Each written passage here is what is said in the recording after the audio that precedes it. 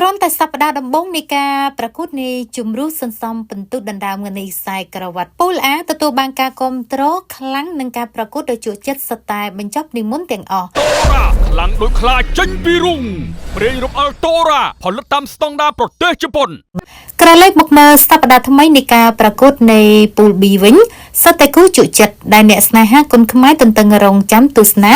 សិតតែជាអ្នកលេងនៃក្បាច់អាវុធដ៏មុតស្រួចនៅលើសង្វៀនក្បាច់គុនដ៏កក្រើកនៅសប្តាហ៍នេះគូប្រកួតសរុបនៅលើសង្វៀន Mafai Cambodia សប្តាហ៍នេះគូប្រកួតសន្សំពិន្ទុជុំទី1ពូល B ខ្សែក្រវ៉ាត់ IPCC គុនខ្មែររដូវកាលទី2គឺគង្ហៅត្រូវប៉ះជាមួយនឹងកីឡាករបញ្ញាហៃហាក់ប៉ែនករិកសីត្រូវប្រកួតជាមួយនឹងសេកគឹមសាន់គូមិត្តភាពអន្តរជាតិ Mafai រូកីឡាករសូតខេវិនត្រូវជួបតតាំងជាមួយនឹងជើងខ្លាំងមកពីចិនឡុងអាឆាតត្រូវប៉ះជាមួយនឹងកីឡាករមកពីប្រទេសប្រេស៊ីលសូតប៊ុនធីជួបតតាំងប្រណាំងក្តាប់ដៃជាមួយនឹងកីឡាករអ៊ឺរ៉ង់មិនមេឃាប៉ះជាមួយនឹងកីឡាករមកពីប្រទេសអ៊ឺរ៉ង់ព្រឹត្តិការណ៍ប្រកួតដ៏ជឿចិត្តនេះនឹងប្រព្រឹត្តទៅនៅថ្ងៃទី